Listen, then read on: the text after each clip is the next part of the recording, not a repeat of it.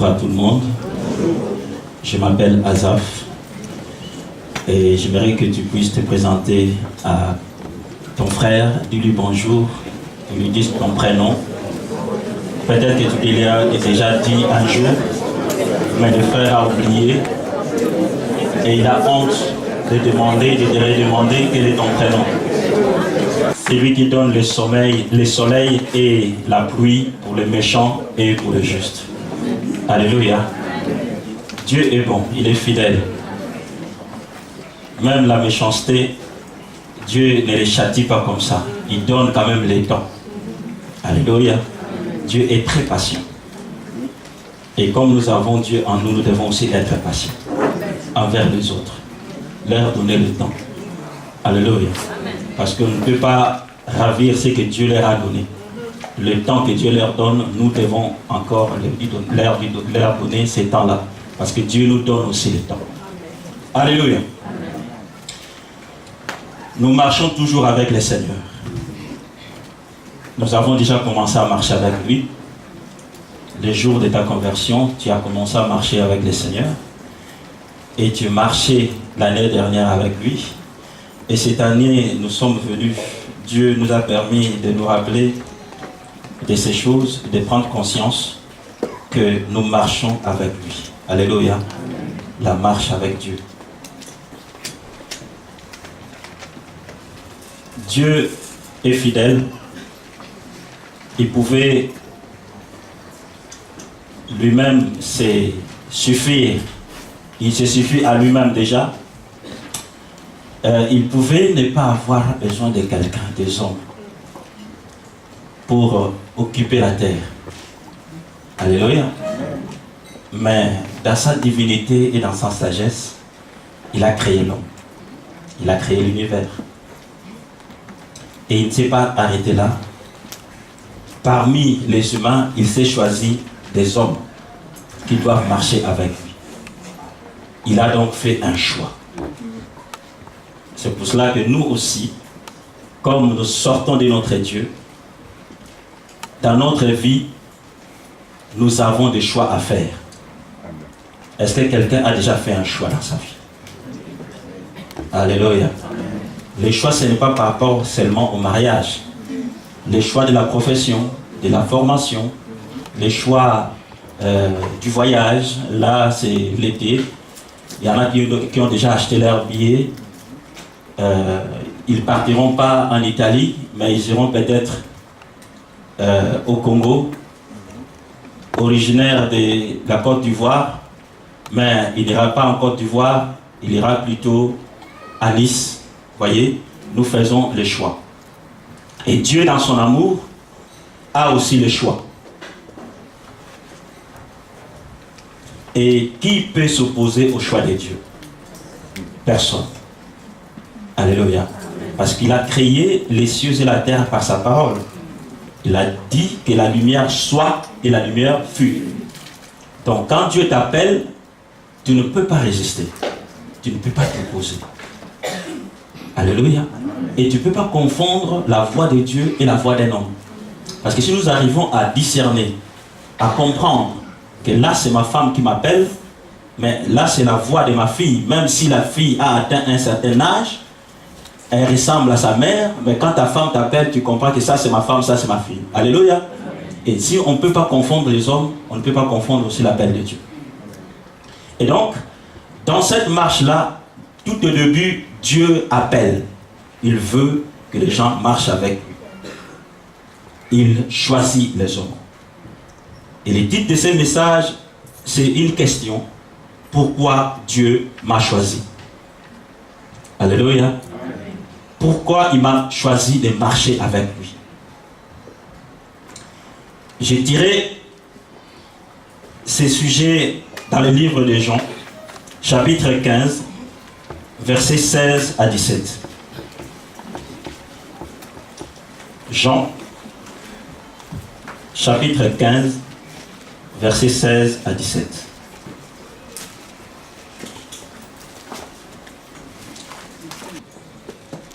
Versets 16 à 17. Une, deux, trois. On y va? Ce n'est pas vous qui m'avez choisi, Mais moi, je vous ai choisi et je vous ai établi, afin que vous alliez et que vous portiez du fruit, et que votre fruit demeure, afin que ce que vous demanderiez au Père en mon nom, il vous le donne.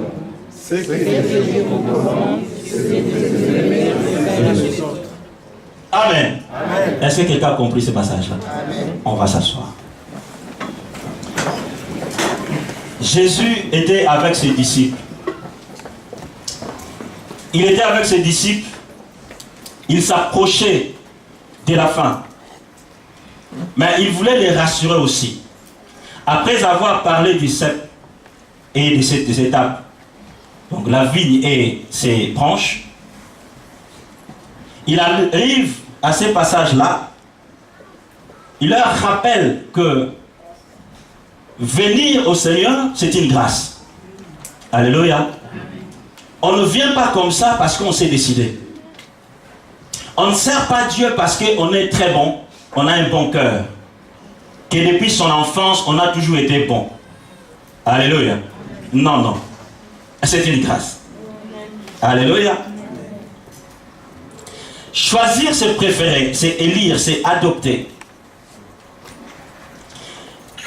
Quand on parcourt la Bible, on voit que Dieu a choisi des hommes. Même dans l'Ancien Testament.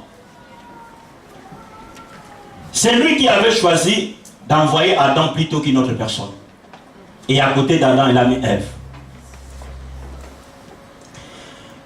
C'est lui qui a choisi David dans une grande famille où il y avait des compétences, des capacités, des hommes robustes. Mais il a choisi le petit David. Alléluia. Malgré ses défauts et ses qualités, il a choisi. C'est lui qui a choisi Moïse. Il y avait des gens intelligents parmi le peuple et des gens qui parlaient très bien, correctement. Pour un travail qui demandait l'éloquence et beaucoup de capacités, il a choisi un homme qui ne savait pas parler. Alléluia. Du moins qui bégayait. C'est lui qui a choisi Paul. C'est lui qui persécutait l'Église. Il a persécuté l'Église. Et sur les chemins même de la persécution, il marchait pour aller encore persécuter. Dieu l'a rencontré, il l'a choisi. Alléluia. Et il l'a transformé. C'est pour dire que ce ne sont pas nos bonnes ou mauvaises habitudes ou œuvres, nos capacités, compétences ou incompétences, nos origines qui peuvent influencer le choix de Dieu. Quand Dieu fait un choix, au fait, c'est lié à une destinée que lui-même a planifiée. Amen. Alléluia. Amen. Au fait, c'est le choix de Dieu est prophétique. Yes. Amen. Il dit à Jérémie, je t'ai connu quand? Je t'ai connu quand? C'est avec hésitation ça. Je t'ai connu quand? Avant. Alléluia. Avant même la conception. Donc avant que le père et la mère s'accouplent, lui il les connaissait déjà. Comme il te connaissait et comme il me connaissait. Alléluia. Est-ce que quelqu'un est sûr de cela? Est-ce que Dieu te connaissait avant? Donc tu n'as pas à te plaindre aujourd'hui de ta vie. Alléluia. Ce que Dieu avait planifié avant s'accomplira dans ta vie aujourd'hui et demain. Tu es en train de parcourir une vie qui est pleine de promesses. Pleine de promesses, pleine de surprises. Tu n'as pas encore fini avec Dieu. Le parcours est encore long. Espère toujours à l'Éternel. Alléluia. Ce que tu n'as pas aujourd'hui ou ce que tu n'es pas aujourd'hui donne un sens au mot espérance. Alléluia. Parce qu'on espère aux choses qu'on n'a pas. Amen. Dès qu'on a une chose, on espère que pour cela. Amen. Donc ce que tu n'as pas ou ce que tu n'es pas et que tu penses ou veux avoir ou devenir est d'avenir. Alléluia. Amen. Espère toujours. Amen. Et l'espérance te donne la force de prier. Amen. Alléluia. Amen. Et de dépendre et de compter sur Dieu. Et donc, Dieu nous choisit. Il nous choisit non pas par rapport à ce que nous sommes ou nous pouvons faire, mais par rapport à ce que lui, il veut faire à travers de nous. Amen. Alléluia. Amen. Dieu te met à part par rapport à ce que lui, il veut. Et regarde dans ta famille, vous êtes à 10, à 5, à 4. Il se dit, celui-là va me servir. Celui-là va me croire en moi. Et tu ne comprends pas que les autres, ils vivent. Et pourtant, une vie, entre guillemets, bénie. Parce qu'on pense que la bénédiction, c'est lorsqu'on a du matériel. Alléluia. Ce n'est pas forcément ça. Ça peut s'accompagner du matériel. Mais la bénédiction, c'est vraiment connaître Dieu. Amen. Alléluia. Vivre avec le Seigneur. C'est ça la vraie bénédiction. Parce que cette bénédiction-là ne s'arrête pas dans cette vie terrestre. Ça nous accompagne dans l'éternité. Alléluia. Amen. Et donc, Dieu a des plans pour nous. Nous étions tous, à un certain moment, étaient ignorants, mais il nous a mis à part. J'aimerais qu'on lise le livre de Tite, chapitre 3, versets 3 à 7. Tite, chapitre 3, versets 3 à 7. Car nous aussi, nous étions autrefois insensés. Oui, c'est bon. Car nous aussi, nous étions autrefois insensés, désobéissants, égarés, asservis à toute espèce de convoitise et de volupté, vivant dans la méchanceté et dans l'envie, dignes d'être haïs, et nous haïssons les uns les autres. Mais lorsque la bonté de Dieu, notre Sauveur, et son amour pour les hommes ont été manifestés, il nous a sauvés, non à cause des œuvres de justice que nous aurions faites, mais selon sa miséricorde, par le bain de la régénération et le renouvellement du Saint-Esprit. Il a répandu sur nous avec abondance par Jésus-Christ, notre Sauveur, afin que, justifiés par sa grâce, nous devenions héritiers dans l'espérance de la vie éternelle. Amen. Amen. Alléluia. Est-ce que quelqu'un se retrouve dans ces passages? Amen. Alléluia. Amen.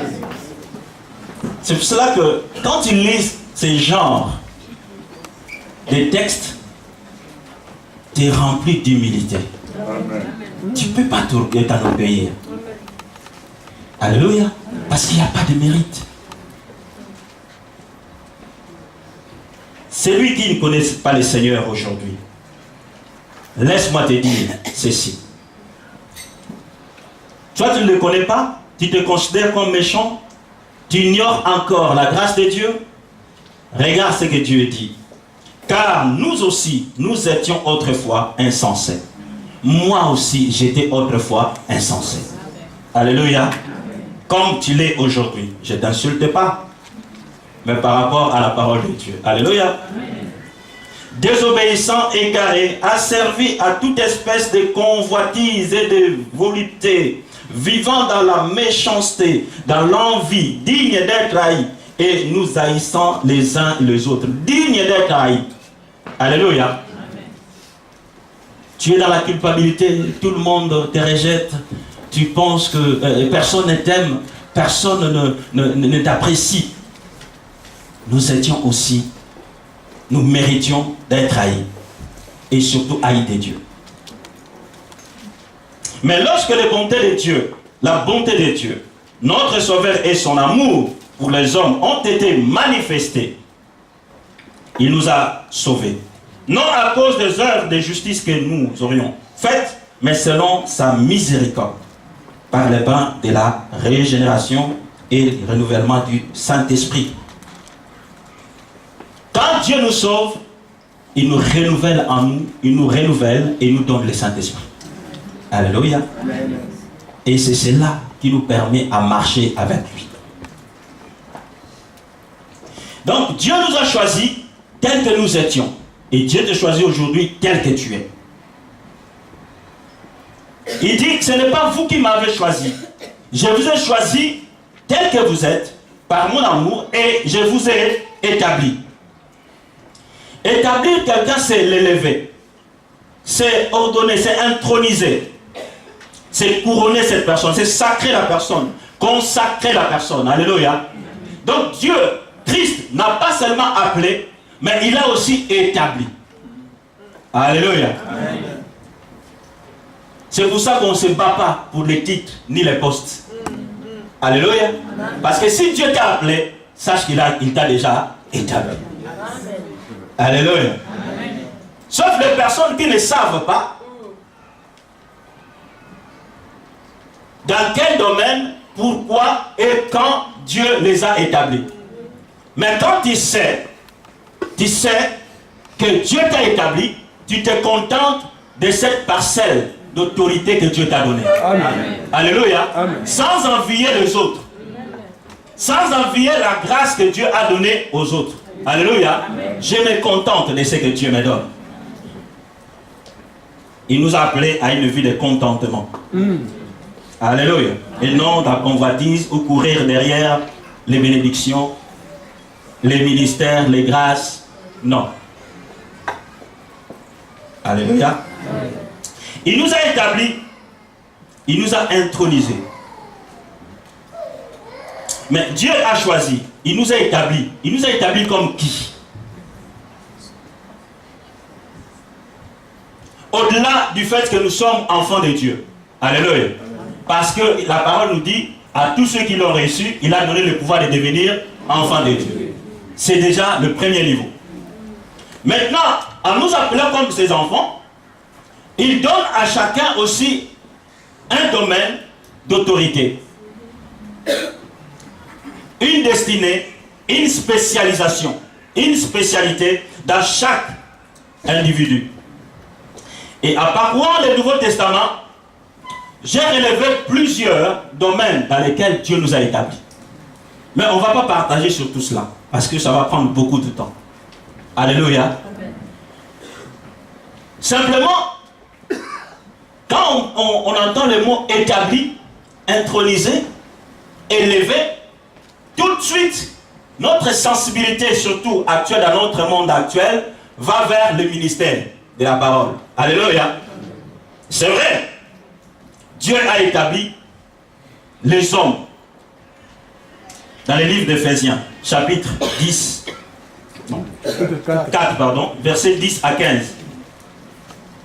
Il dit qu'il est monté et il est descendu et il a donné les ministères. Tu pourras le lire après. Alléluia. Parce que je n'aimerais pas partager sur cela. Il a donné des ministères de la parole. Mais les ministères ne concernent pas tout le monde. Alléluia. Il y a des ministres qui ont été choisis. Et parmi nous, il y a aussi des ministres. Alléluia. Qui n'ont pas encore été reconnus. Parce que c'est lui qui établit. Quand il t'a déjà établi, les hommes ne font que reconnaître.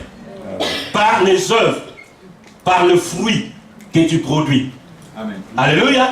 C'est en fonction de ce que tu fais, en fonction de ton activité dans le Seigneur, c'est en fonction de ton parcours dans le Seigneur, c'est en fonction de ton assiduité, c'est en fonction de ce que tu fais dans ta vie spirituelle que les hommes de Dieu peuvent reconnaître. Il se dire que non, celui-là, je vois, il a des signes d'un pasteur. Alléluia. Et non, je pense qu'il est un docteur. Non, je pense qu'il est prophète. Alléluia. Et ils ne peuvent pas se tromper.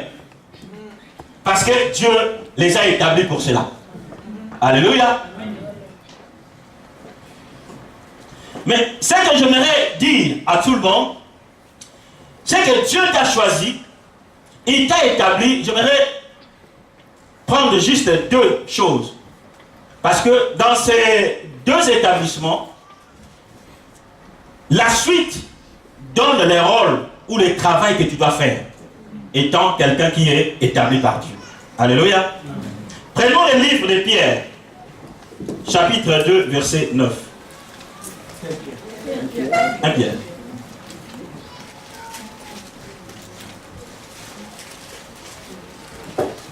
Pierre chapitre 2, verset 9. Vous, au contraire, vous êtes une race élue, un sacerdoce royal, une nation sainte, un peuple acquis, afin que vous annonciez les vertus de celui qui vous a appelé des ténèbres à son admirable lumière. Alléluia. Amen. Tu peux lire la suite, les versets suivants. Un peuple acquis afin que vous annonciez les vertus de celui qui vous a appelé des ténèbres à son admirable lumière, vous qui autrefois n'étiez pas un peuple et qui maintenant êtes le peuple de Dieu. Vous qui n'aviez pas obtenu miséricorde et qui maintenant avez obtenu miséricorde. Bien-aimés, je vous exhorte, comme étrangers et voyageurs sur la terre, à vous abstenir des convoitises charnelles qui font la guerre à l'âme. Alléluia. Amen. Voyez-vous, il nous dit, vous au contraire, parce que la manière où on a composé ces phrases, les mots qu'on y a mis, montrent que ça ne concerne pas seulement les apôtres, mais ça s'adresse à tous ceux qui ont reçu le Seigneur. Alléluia. Amen. Vous au contraire, vous êtes une race élue, un sacerdoce royal, une nation sainte, un peuple acquis, afin que vous annonciez les vertus de celui qui vous a appelé des ténèbres à son admirable lumière. Nous étions dans les ténèbres, tous, et Dieu nous a amenés à la lumière. Alléluia. Amen. Dans les ténèbres, on ne peut rien voir, et dans la lumière, on voit toutes choses. On est clair, on est sûr de l'endroit où nous posons nos pas. Et quand nous marchons avec lui, nous marchons dans la lumière. Alléluia. Amen. Nous ne trébuchons pas parce que nous voyons toutes choses. Toutefois, si nous ne voyons pas, lui il voit et il nous préserve. Amen. Et nous sommes dans l'assurance. Vous qui autrefois n'étiez pas un peuple et qui maintenant êtes le peuple de Dieu. Vous qui n'aviez pas obtenu miséricorde et qui maintenant avez obtenu miséricorde. Bien-aimés, je vous exhorte comme étrangers et voyageurs sur la terre à vous abstenir des convoitises charnelles qui font la guerre à l'âme. Alléluia. Comme nous n'avions pas de cité, comme nous n'avions pas été des gens qui avaient droit de marcher avec le Seigneur, lui il nous a choisis et il nous dit, attention, quand nous marchons avec vous, faites en sorte de vous abstenir à tout ce qui fait la guerre à l'âme. Alléluia. Amen. Il attire notre attention. Le choix c'est lui, mais faire attention c'est nous. Il y a la part de Dieu, il y a aussi la part de l'homme. Alléluia. Amen. Parce que j'ai déjà entendu les gens tomber dans les péchés, dans les problèmes et dire par la suite, mais pourquoi Dieu ne m'a pas prévenu? Ah bon? Mais Dieu prévient toujours. Tu as fait un mauvais choix et dis, mais pourquoi Dieu n'avait pas dit? Mais lorsque le pasteur ne voulait pas, lorsque les frères te conseillaient, pourquoi tu n'écoutais pas? Parce que Dieu passe à travers les hommes. Alléluia. Amen. Les gens cherchent les prophéties là où on n'a pas besoin de la prophétie. On a juste besoin de la parole de Dieu qui est la prophétie par l'excellence. Amen. Alléluia. Amen. Les gens cherchent que Dieu leur parle alors que Dieu a déjà parlé. Amen.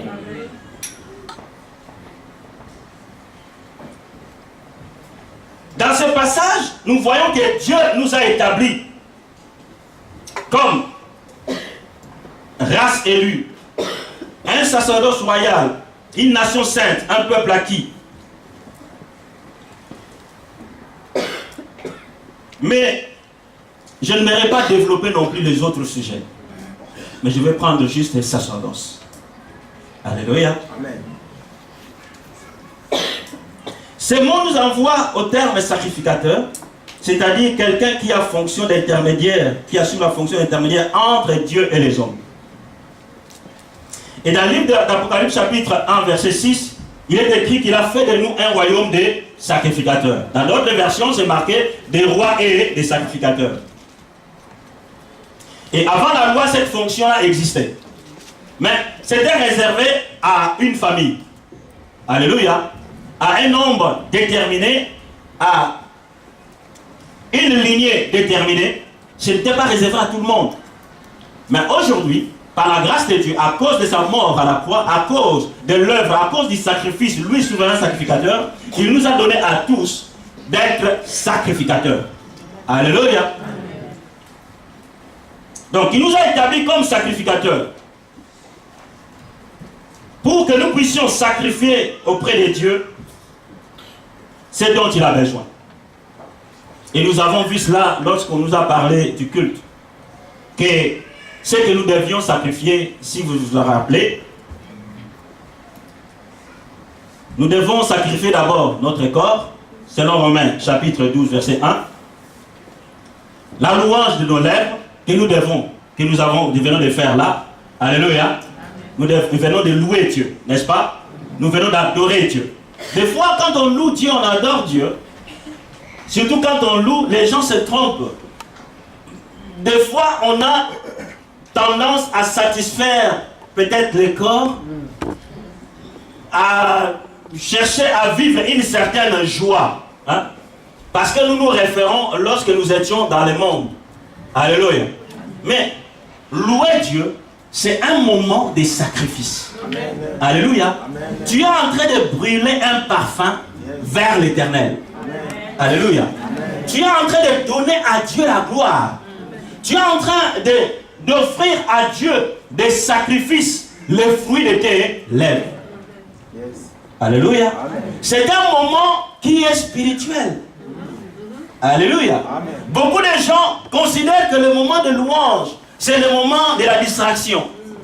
Et ils vont parler de la prière. Non, nous n'avons pas beaucoup prié, on a trop loué. Il faut prier, prier, prier, prier. C'est une bonne chose, prier. Alléluia. Mais la louange fait partie des choses que Dieu veut. Parce qu'il est assis au milieu.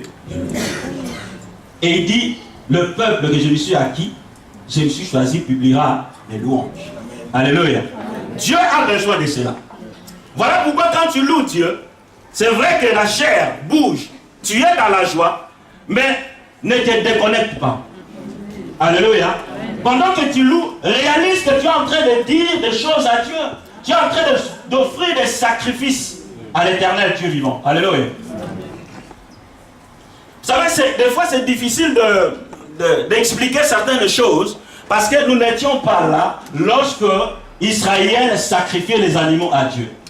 Lorsqu'ils faisaient ces cérémonies-là, nous n'étions pas là. Peut-être que les musulmans peuvent comprendre, parce qu'aujourd'hui, eux, ils ont des jours où ils sacrifient des animaux. Mais je ne sais pas s'ils assistent tous à ces cérémonies-là. Peut-être que les gens qui ont déjà été chez les féticheurs comprendront. Quand ils étaient partis avec le bouc et les coqs et les draps et ainsi de suite. Vous vous rappelez, n'est-ce pas? Alléluia. Mais pourquoi vous avez honte? Moi, j'ai déjà été chez les féticheurs. Alléluia. Ben oui, c'est le temps passé. Et quand je vois ça, comment je le faisais face à un homme,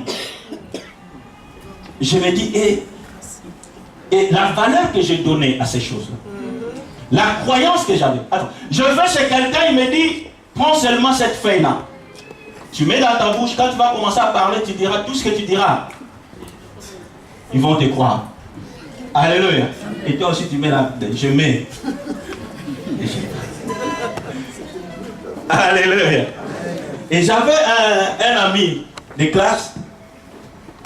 On était adolescents. Lui, il n'arrivait pas à draguer les filles. Il était timide. Et il est parti chercher le féticheur. Il lui a dit, tu prends ta crème. Il amène la crème. Et c'est resté 3 jours chez les féticheurs. Après 3 jours, il est allé récupérer avec les feuilles. Les feuilles, je ne sais pas de quoi, je ne sais plus, je ne me rappelle plus. Et le féticheur lui a dit, quand tu vas la rencontrer, tu donnes un rendez-vous, tu prends la feuille, tu mets sous ta langue. Tu prends la crème, tu mets. Mais il faut être courageux, il faut lui parler, tu le regardes en face. Alléluia. Et l'ami a fait ce qu'on lui avait demandé et ça a marché. Mais que font ceux qui ne vont pas chez le féticheur? C'est pareil, non? Mais seulement on lui a donné la foi par rapport au matériel. Et beaucoup de gens aujourd'hui, ils ont foi en Dieu lorsqu'on met le matériel. Amen. Alléluia.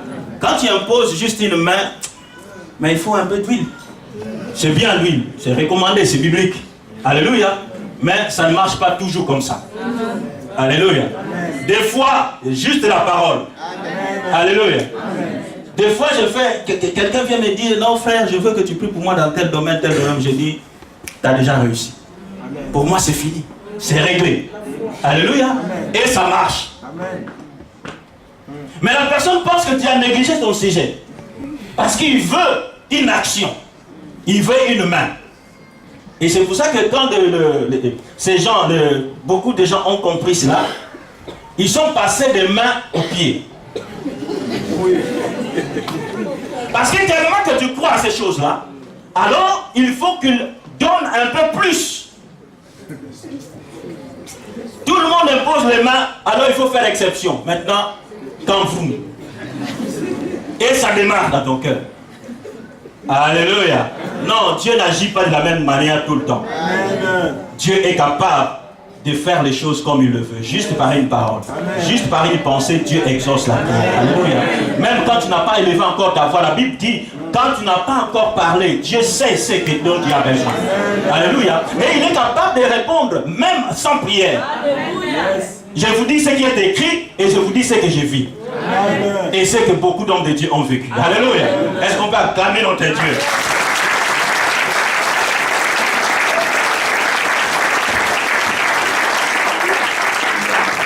Nous sacrifions la louange, l'adoration, le fruit de nos lèvres. Nous sacrifions la libéralité, nos offrandes, nos dîmes, nos dons. Alléluia. Beaucoup de fois, lorsqu'on donne nos offrandes, beaucoup d'enfants de Dieu ont ôté cette pensée-là qu'ils donnent à Dieu.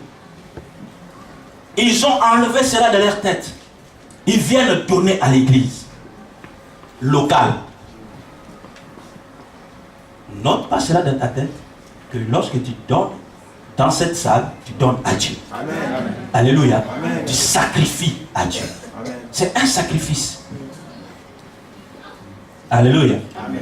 Ce qui nous trompe, c'est surtout lorsqu'on fait les appels, on dit qu'on a besoin de tel montant, on a besoin, là l'échéance c'est les 15, maintenant on a besoin de 18 000 euros, et tu regardes le montant, tu dis, oh non, il demande trop d'argent.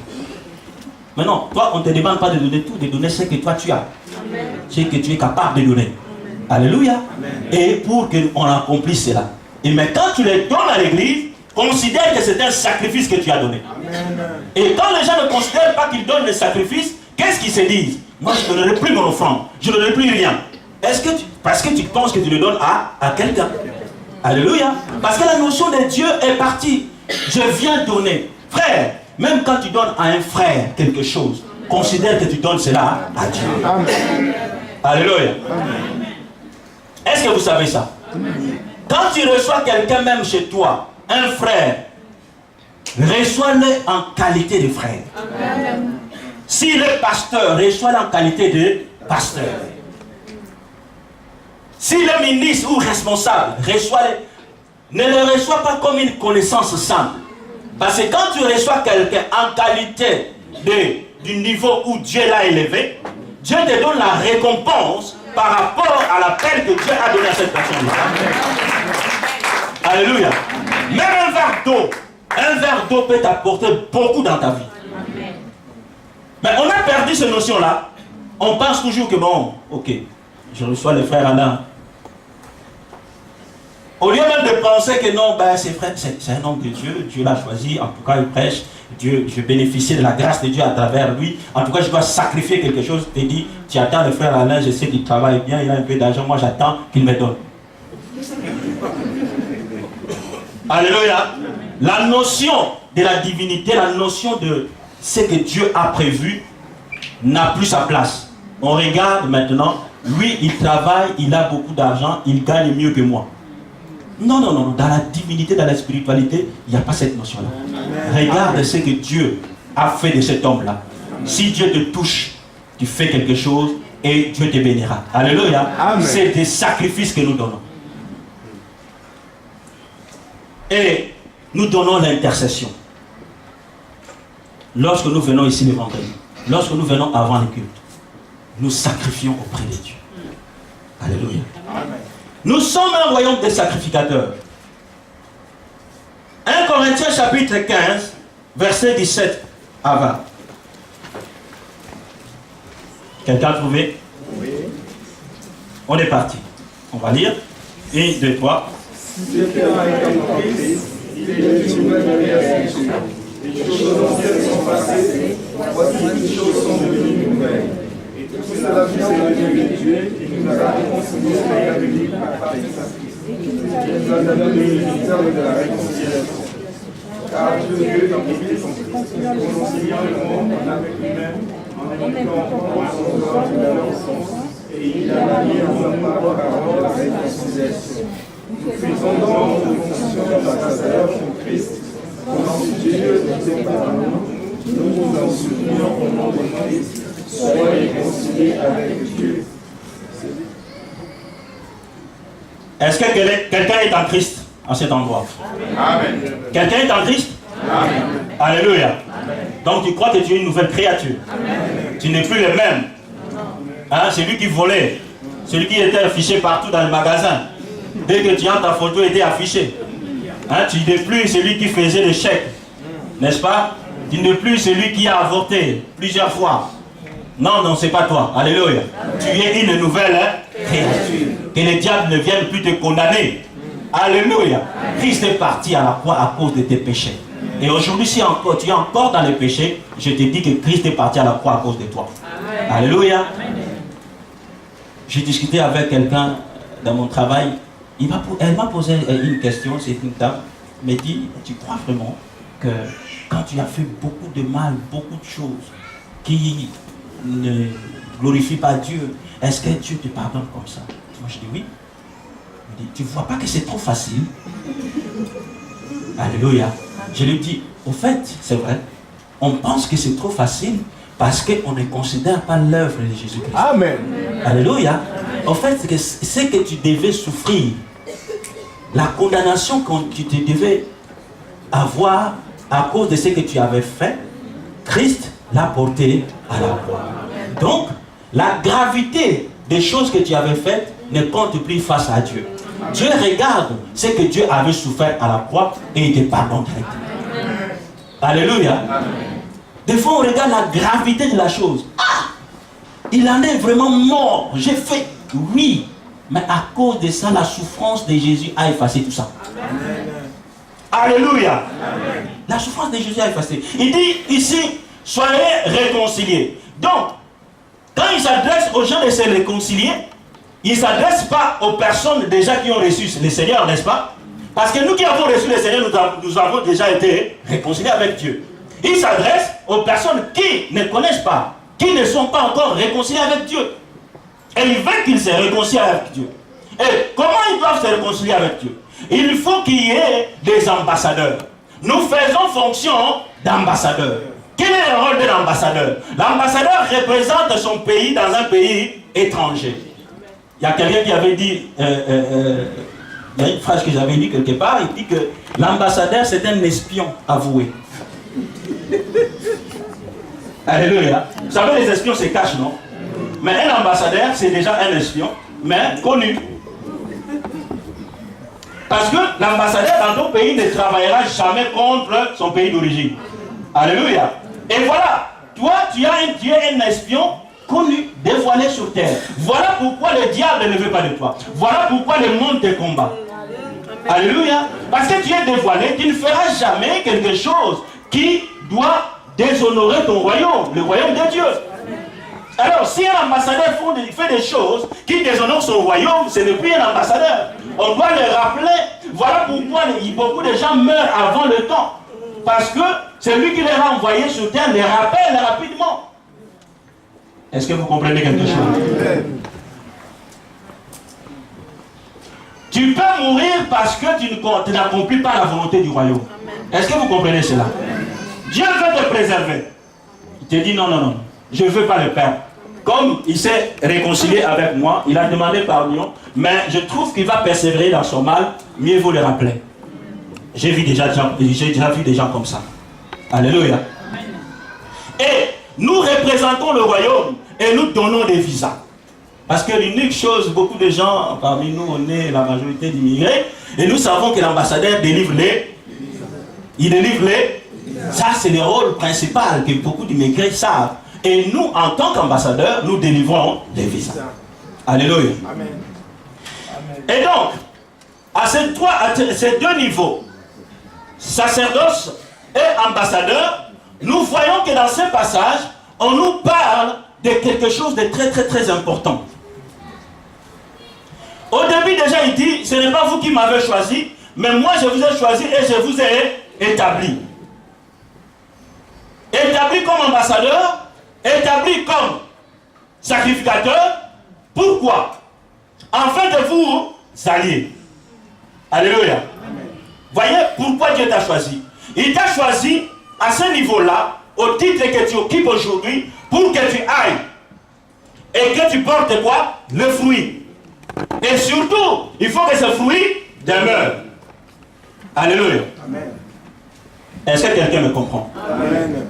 Et le deuxième passage, en fait, le passage qu'on a lu de Pierre, nous au contraire, vous au contraire, vous êtes une race élue, un sacerdoce royal, une nation sainte, un peuple acquis, afin que vous annonciez. Alléluia. Amen. Nous sommes race élue, sacrificateur royal, nation sainte, peuple acquis. Pourquoi? Pour que nous allions annoncer les vertus de celui qui nous a appelés. Du ténèbre à son admirable lumière. Est-ce qu'il y a un sacrificateur parmi nous ici? Est-ce que quelqu'un croit qu'il est sacrificateur? Amen. Et pourquoi Dieu t'a établi comme sacrificateur bien-aimé? Pour aller? Alléluia. Et si tu n'annonces pas, c'est que tu ne joues pas ton.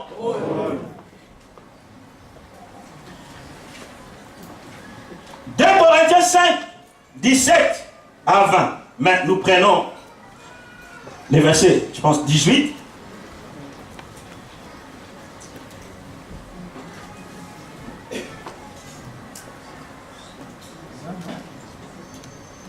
Oui, le verset 20. Nous faisons fonction d'ambassadeur pour Christ, comme si Dieu exhortait par nous. Nous vous en supplions, au nom de Christ, soyez réconciliés avec Dieu. Alléluia. Amen. Tu fais fonction d'ambassadeur. Et comme si Dieu exhortait par toi. Ton rôle c'est quoi? Dire aux gens, soyez réconciliés avec Dieu.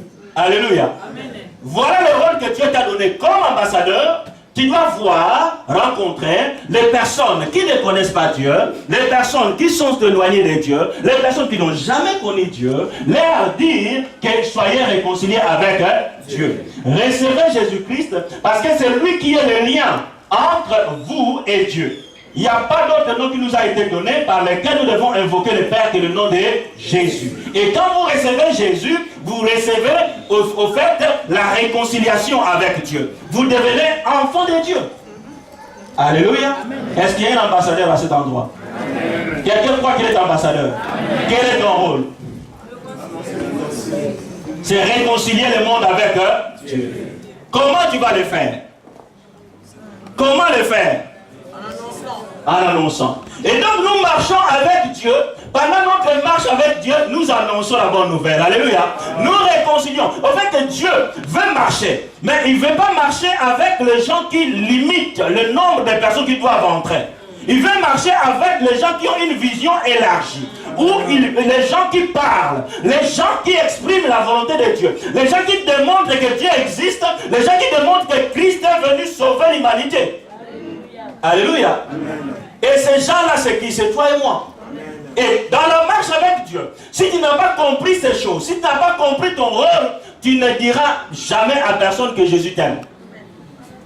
La volonté de Dieu, ce n'est pas que nous venions ici remplir cette salle simplement et nous partons, nous nous taisons.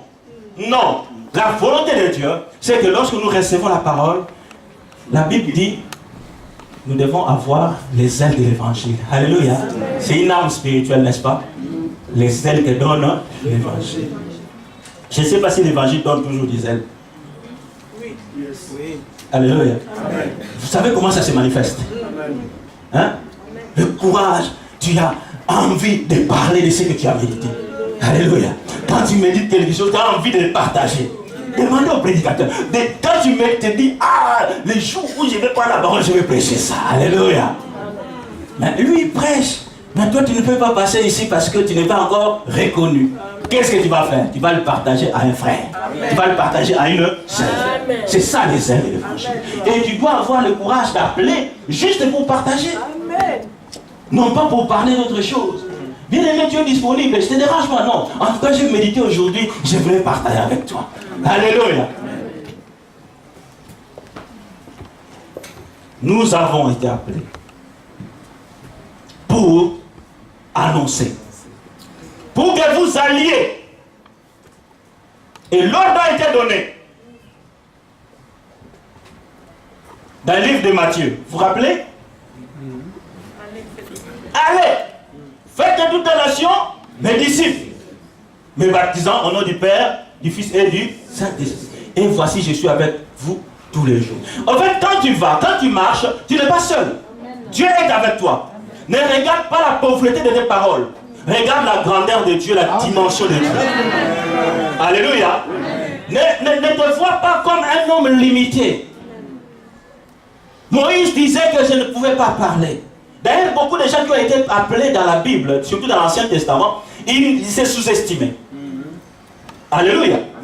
Mais Dieu leur avait démontré que oui, c'est vrai ce que vous dites. Mais avec moi, je fais de vous ce que je veux. Amen. Alléluia. Quelqu'un qui n'arrivait pas à parler, il fait de lui un prophète, quelqu'un qui opère des miracles. Amen. Il a été élevé dans cette maison-là, il n'avait opéré aucun miracle.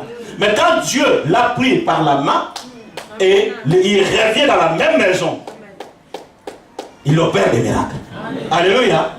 Voyez-vous, Dieu a besoin de marcher avec toi et il veut utiliser ta langue pour annoncer la parole de Dieu. Amen. Alléluia. Amen. Oui, toi. Ce n'est pas réservé à une certaine catégorie de personnes. Oui, toi. Toute personne qui m'entend. Quelqu'un n'entend pas? Alléluia. Tout le monde qui entend. Dieu t'a appelé à annoncer. Tu es ambassadeur. Tu dois donner les visas. Il dit, il sera avec nous tous les jours de notre vie. Regarde avec les disciples, il dira, il leur a demandé de recommander d'aller en retraite. Il dit, quand l'Esprit sera venu, vous serez mes témoins. Vous savez, le rôle du Saint-Esprit et le don que Dieu nous donne, ce n'est pas seulement qu'on commence à crier ici, à prophétiser. C'est lorsque j'écoute la parole et que cette parole-là provoque en moi une réaction. Alléluia.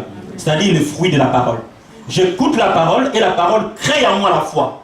Et la foi est démontrée par l'amour. Alléluia. Ça, c'est le premier fruit. Et deuxième fruit, c'est que le Saint-Esprit en nous, qui habite en nous, nous donne cet amour-là. Et la Bible nous dit, nous parle des fruits du Saint-Esprit dans le livre des Galates. Vous connaissez? Alléluia. Amen. Le fruit de l'esprit, on commence par l'amour et la suite. Et troisième niveau de fruit, quand il dit pour que vous alliez, je ne pense pas que si c'était juste le fruit du Saint-Esprit, il allait parler de aller. Quand il parle d'aller, c'est marcher. Donc marcher où? Aller chercher les brebis perdues. Aller chercher les âmes qui ne connaissent pas Dieu. Et donc, le troisième fruit, c'est les âmes que nous devons gagner pour le Seigneur. Alléluia. Donc nous devons porter le fruit, nous devons amener les âmes au Seigneur, nous devons convertir les gens, non pas toutefois nous, mais le Seigneur en nous. Alléluia. Évangéliser, parler du Seigneur Jésus. Et il n'a pas dit que allez amener les gens à l'église. Non, il a dit allez faire de toute nation les disciples. On appelle disciple une personne qui a reçu l'enseignement, qui est assis dans l'enseignement. Alléluia. Qui a été formé. Donc le but de Dieu, ce n'est pas seulement d'annoncer, mais aussi que les gens viennent et s'asseyent dans la parole de Dieu. Amen. Et voilà pourquoi il dit que le fruit demeure. Alléluia. Amen. Donc, notre objectif, ce n'est pas seulement annoncer en marchant avec Dieu, mais aussi avoir l'objectif d'asseoir les gens dans le Seigneur. Que le fruit demeure. N'est-ce pas, ça fait de la joie de voir quelqu'un que tu as évangélisé aujourd'hui commencer à servir Dieu. Ça fait de la joie. Alléluia. Moi, personnellement, ça me donne beaucoup de joie. Alléluia. Amen. Dieu, dans sa volonté, il veut que nous puissions faire cela. Donc, pour conclure, bien aimés, les âmes, le fruit, ne peuvent pas demeurer s'ils ne sont pas gagnés. Et l'évangile, c'est l'enseignement de la bonne nouvelle de Jésus-Christ avec l'objectif de convaincre. Mais en réalité, c'est Dieu qui convainc. Alléluia. Nous devons vivre l'évangélisation comme une discipline spirituelle. Amen. Alléluia. Amen. Comme nous prenons la prière, comme nous prenons les offrandes, parce que je sais que Dieu me bénira, Amen. Il l'a promis, il l'a dit, Amen. Et nous devons considérer l'évangélisation comme une discipline spirituelle. Alléluia. Amen. Parce que Christ n'a fait que ça sur terre. Et on a appelé les disciples comme chrétiens parce qu'ils faisaient comme Jésus. Et nous devons considérer qu'on nous appelle chrétiens parce que nous faisons comme Jésus. L'une des choses que Jésus faisait, c'est l'évangélisation. C'est gagner les âmes. Et c'est ce que les disciples faisaient. Et c'est ce que nous devons faire. Gagner les âmes. Nous ne devons pas considérer l'évangélisation comme un programme isolé. On a fait un programme, on va évangéliser et ça s'arrête là. Mais ça doit devenir une culture.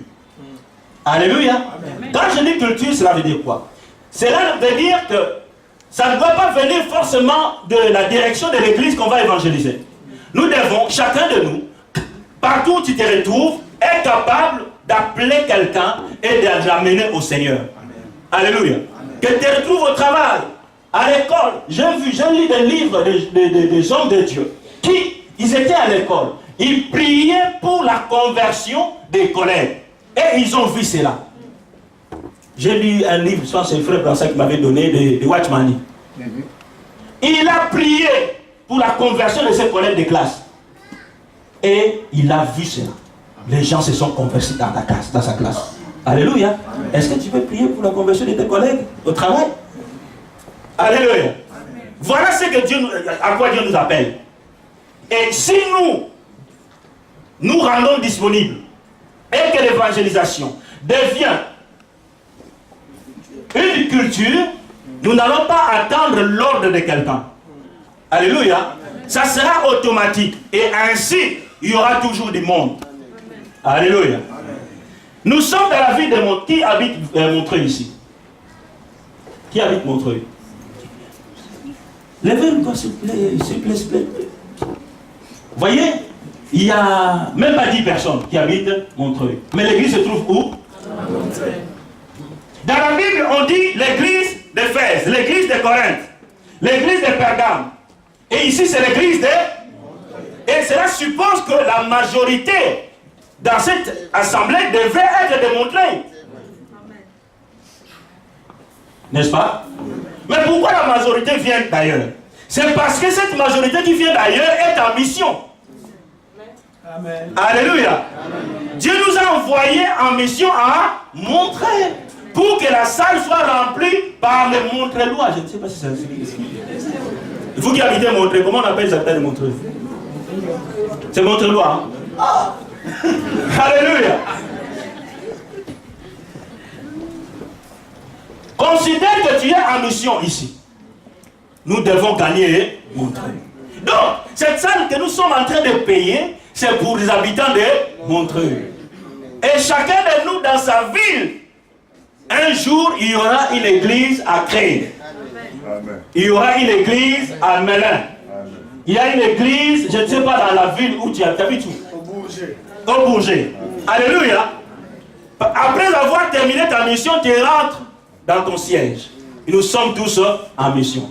Vous qui habitez les Montreuilois, vous êtes chez vous. Alléluia. Et nous, notre mission, c'est que l'église se remplisse de la majorité des personnes de Montreuil. Est-ce qu'on croit à cela? Est-ce qu'on croit à cela? Nous devons le faire. Hier, nous étions à l'évangélisation. Nous avons évangélisé juste un petit quartier. Mais là, c'est déclenché. On part là. On part. On sera encore à l'évangélisation bientôt. Alléluia. Il y avait 32 personnes sur... nous sommes combien? À peu près 400.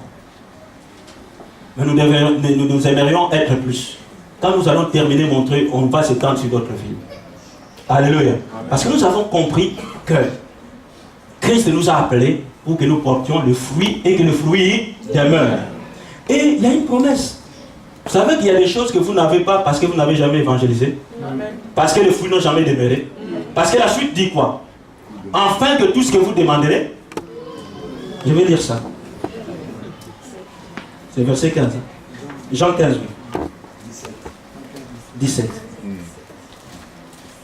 Afin que ce que vous demanderez au Père à mon nom, il vous les donne. Voyez, je vous ai appelé, je vous ai établi, je vous ai choisi et je vous ai établi afin que vous alliez et que vous portez des fruits et que votre fruit demeure. Afin que tout ce que vous allez demander à mon Père à mon nom vous soit donné. Donc, il y a des demandes que nous formulons, nous n'aurions jamais tant qu'il n'y a pas de fruits qui demeurent.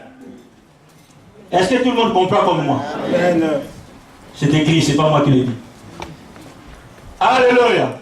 Est-ce que quelqu'un est prêt à s'élever, à partir et à évangéliser? Alléluia. Toutefois, tu ne feras pas, c'est pas du forcing, tu le fais avec le Seigneur. Est-ce qu'on peut tous s'élever pour prier? On va le faire avec le Seigneur. Lèvons-nous s'il vous plaît, nous allons prier. Nous devons vouloir ces choses, c'est écrit. Et quand Dieu l'écrit, cela est destiné à tout le monde. Cela t'est destiné à toi. Il y a des choses que tu vas avoir. Il y a du matériel ou du spirituel que tu dois avoir. Que lorsque tu vas te lever et apporter la bonne nouvelle. Dieu, dans sa volonté, il veut cela. Il dit, voici les signes qui accompagneront ceux qui auront cru. À mon nom, ils chasseront les démons. Les signes accompagnent. L'accompagnement veut dire celui qui marche. On n'accompagne pas quelqu'un qui est assis. Vous voulez les signes? Vous voulez chasser les démons? Vous voulez exercer l'autorité?